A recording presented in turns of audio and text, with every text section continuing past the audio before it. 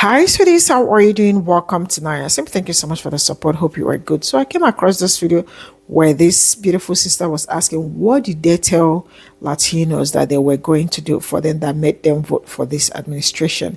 And this is actually a very great question to ask because each time I see what is going on, there is need to ask that question.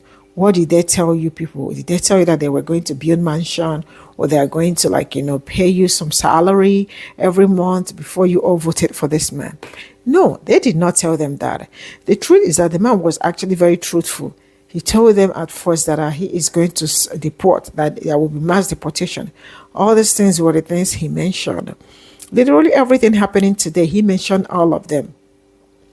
But some people not being woke thoughts there is going to be selected people and that some selected people will be we know that kind of story, but now we all can see nobody tried convincing them about that. They are there was nothing, and they were shouting all over we support you, we support you. You made songs, you guys were making mockery of black people.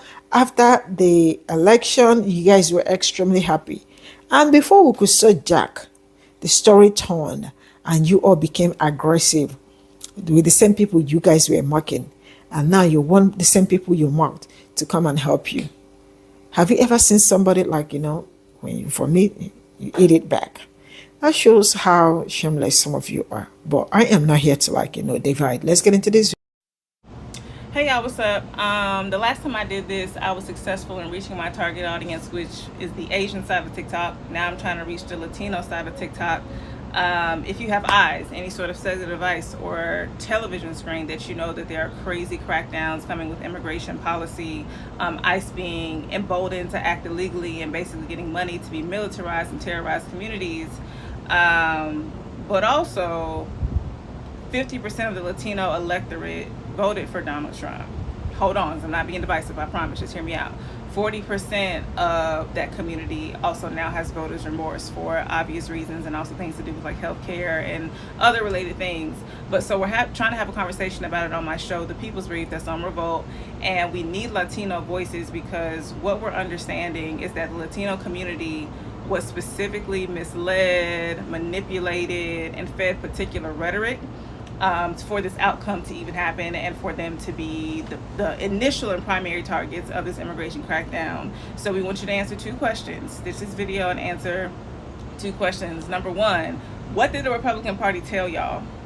We have an idea and I'm sure we can assume, but from the inside looking out, we want to hear you talk about what they told your uncle, your auntie, your grandma, your parents to get them to vote Republican. And then two, Black communities have been sort of on this I told you so tip for a long time because of the Republican Party is sort of unabashedly racist towards us and y'all. So what did they tell you about Black people? What they tell your parents or whatever about Black people that made you not want to listen to us or stand in solidarity with us? And so again, this conversation isn't designed to be divisive. It's designed to uncover the things that are being sold into communities to cause this discontent, because the problem is always white people and we understand that. So please stitch this video with your response. If you give us some great perspective, we would love to use it on the show. Of course, I'll ask for your permission, but yeah, stitch the video.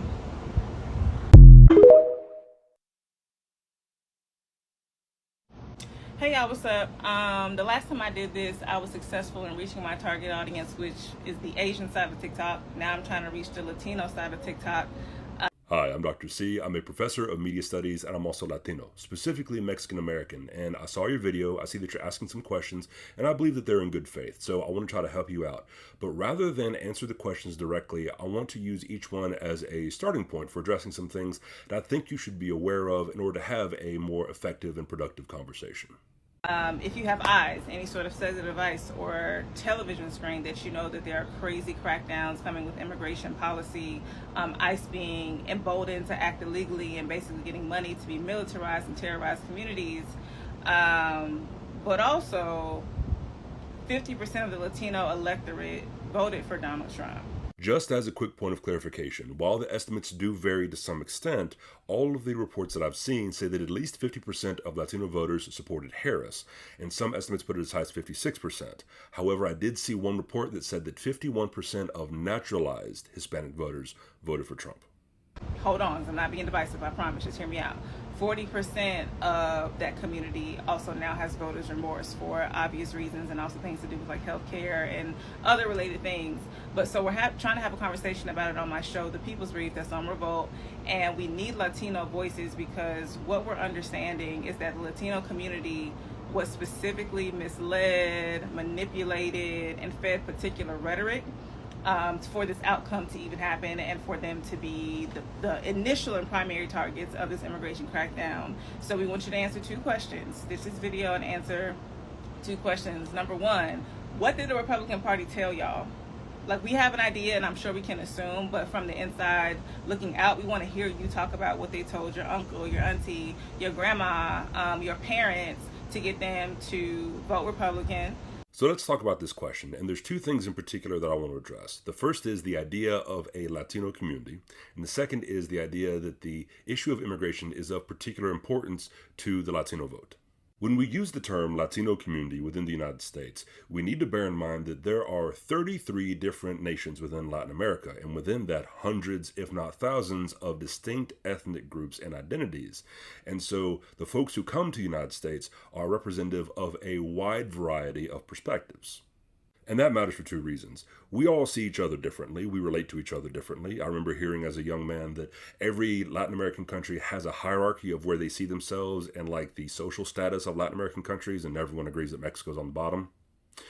That being said, we also relate to the United States government differently based on our own respective nations' relationships with the U.S. government. But the second reason that matters is because when you consider how the messages are being received by these different cultural groups, they're going to be received differently. I can tell you how political messaging lands for me as a Mexican American, but I can't tell you how it's going to land for someone who is of Honduran descent or from Guatemala or from Argentina.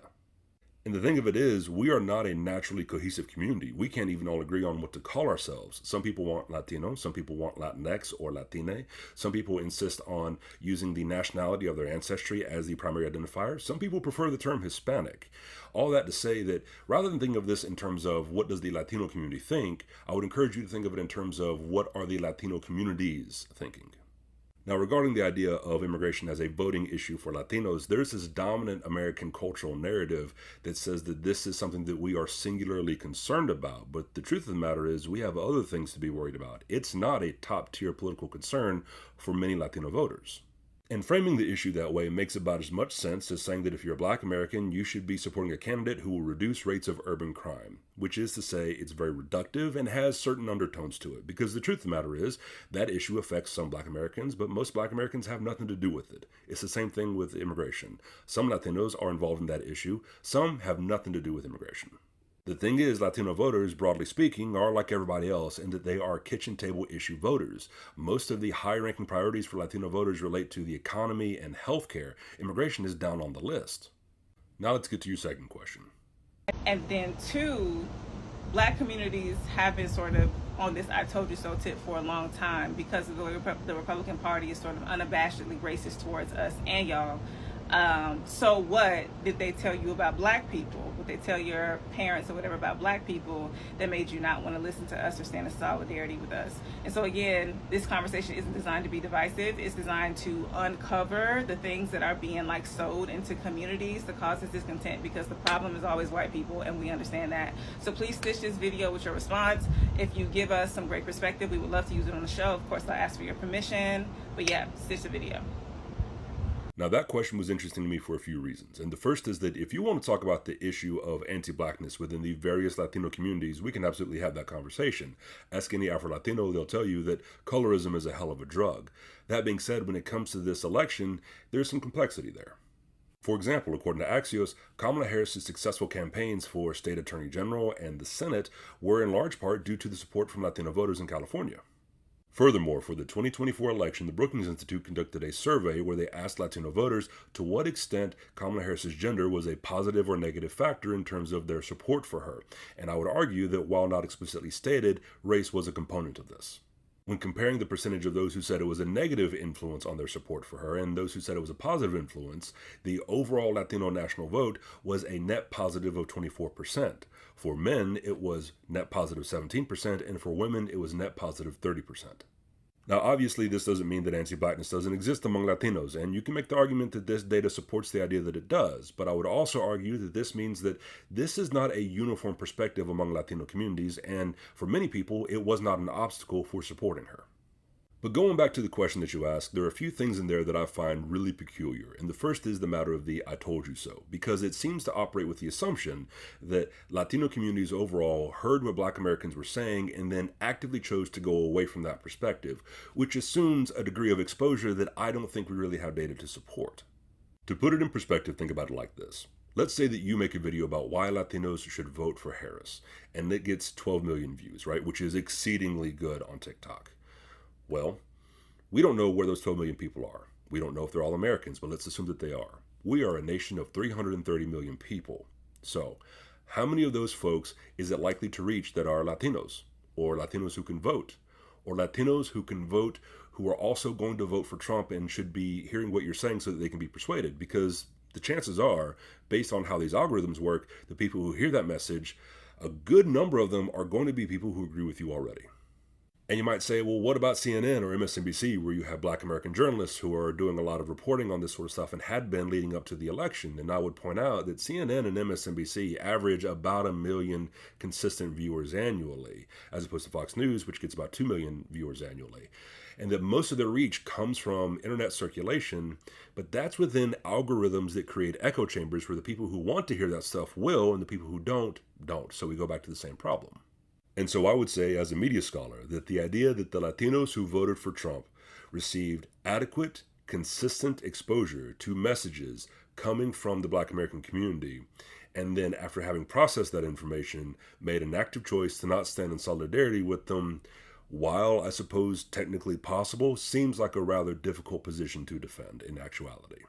The last peculiarity about this question that I want to address is that it seems to frame the support for Donald Trump as being intimately connected to a rejection of Black Americans, as though there's some sort of poisoning of the well from the media into the minds of Latino voters, and that's why they voted for Trump. And it completely obscures the fact that all of these different Latino communities have well-established and deeply entrenched political traditions, legacies, and histories that can largely explain why they voted the way that they did. For example, an estimated 58% of Cuban American voters in the United States went for Trump. And the easiest way to explain that has nothing to do with the political perspectives of Black Americans. It has to do with the fact that the U.S. government in general, and Republicans in particular, have been extremely vocal critics of the Castro regime that those people's families were fleeing. On the other hand, an estimated 62% of Mexican Americans voted for Harris, and I would argue that that is largely attributable to the fact that in the American Southwest there is a long history of Mexicans organizing around the issues of labor rights and the right to unionize, and that is an issue that has found a home within the larger umbrella of the Democratic Party. So from my perspective, the idea that the Latinos who voted for Trump were motivated in any significant way by a distrust of Black Americans is a tenuous assertion at best because of the much larger political context. And lastly, most of the answers that you're looking for can be found in the book Defectors, The Rise of the Latino Far Right and What It Means for America by Paulo Ramos. I hope that's helpful. I probably should have put this at the beginning. This video is way too long. No one's going to watch this. What should be done about the anti-Black sentiments that exist within the Latino community? They're lost people. They're also in the Black community. Lost people are even in every ethnic group. Every ethnic group of people globally has a group of lost people that's in there. They also exist in the Black diaspora. They are lost. Here's an example. There are people in the Black diaspora who will tell you that they're not of African descent. That's how much they've been psychologically brainwashed by white supremacists. You understand? They're lost. That's what they are. In the Latino community, same thing. Lost people. They have anti-Black sentiments against dark-skinned Latinos and Hispanics and against Black people. They're lost people. Those are the same folks who joined forces with MAGA last year and even voted for MAGA. And he made a song about it. I will vote for Donald Trump. See, where are they now? You saw what happened to them. Because they don't get it yet. This is how oppression works. Your oppressors don't care. As long as you don't look like them, they don't care about you. And that's what they don't understand. They're the lost group of people. L-O-S-T. They're lost. A lot of them are within the black diaspora. If you look on TikTok, for example, you'll find a lot of black people who will tell you that, look, I'm not of African descent. This is where I'm from. They're on there. They put a lot of time, effort, and energy in fighting other blacks. They fight against other black people. They put a lot of time into it and energy. But you will never see them put that same amount of time in fighting the people who oppress them. Right? They don't fight the people who oppress them. They fight people that look like them. You know what I'm saying? So it's a kind of, it's a tribal war. And I'm well aware that the same thing exists within the black community, within the Latino community, where there are Hispanics and Latinos who have anti-black sentiments against dark-skinned Latinos or Hispanics, and also against black people. When they don't realize that, look, I'm not your problem, you're not my problem. The people who are oppressing you, that's your problem. And that's what you should put energy and effort into fighting against. Not people within your diaspora. You will never see these people, right, fighting, protesting poverty. They'll never have a poverty protest. Let's protest poverty tomorrow. They don't protest stuff like that. They're okay with it. You get what I'm saying? They don't fight against things like those. They're okay with it. But they will fight other people in their diaspora that they do not like. That's how much white supremacists have psychologically brainwashed them. And other segregationists. They're segregationists. They're separatists.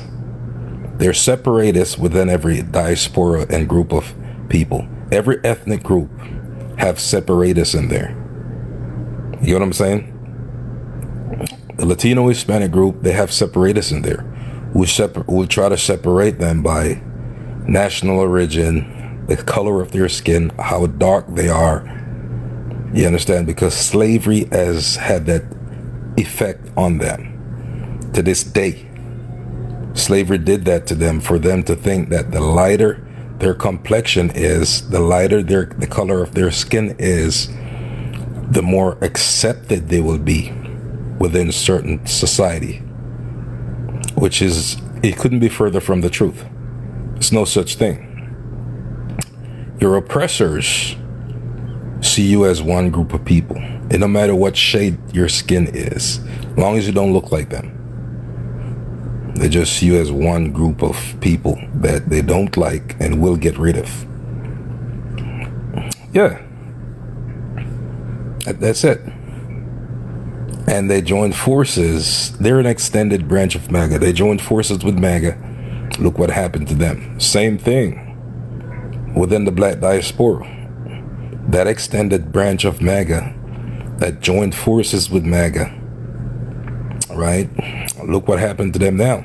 They're losing their food stamps, losing their Section 8, losing everything.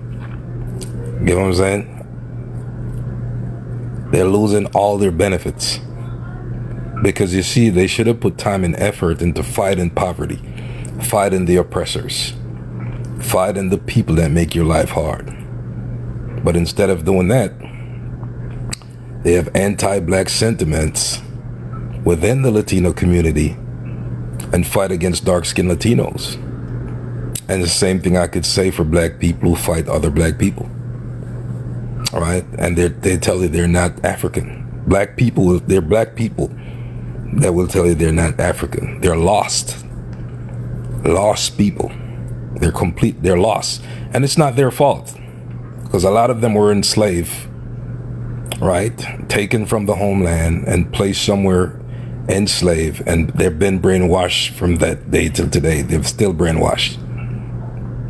So they'll join forces with your oppressors versus joining forces with other ethnic groups or other blacks that they deem to be not of their kind, so to speak.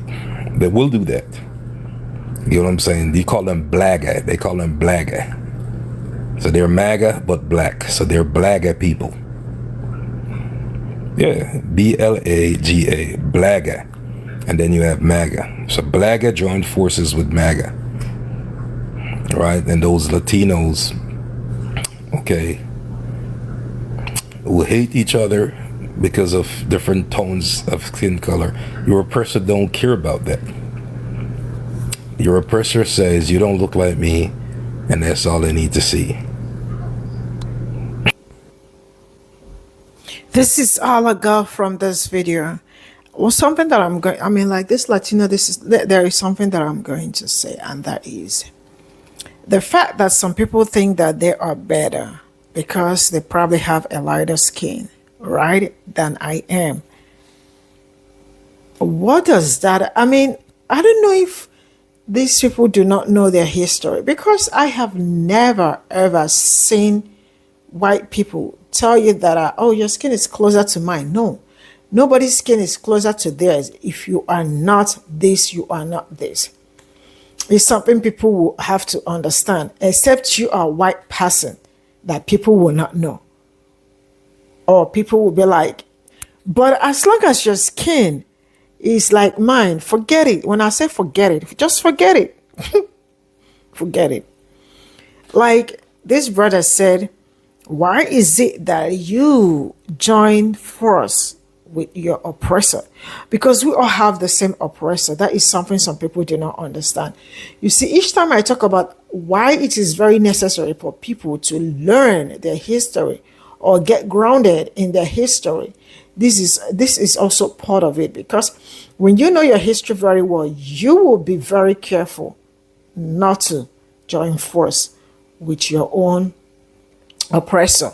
And in the end, what happened? What black people told them is happening.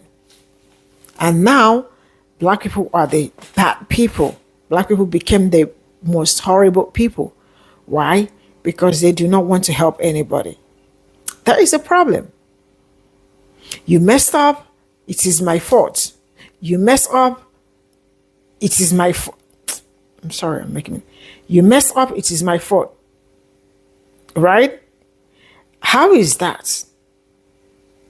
How is that?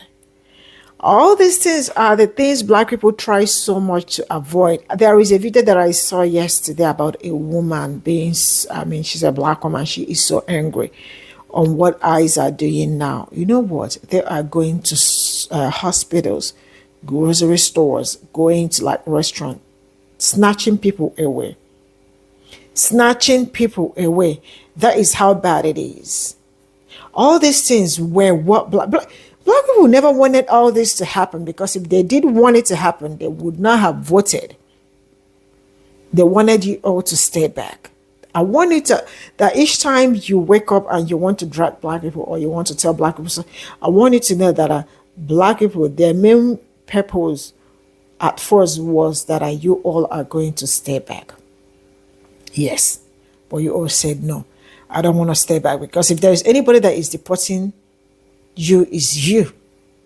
Because your uncles, your boy, all of you joined force together to vote against your own interest. Bye for now.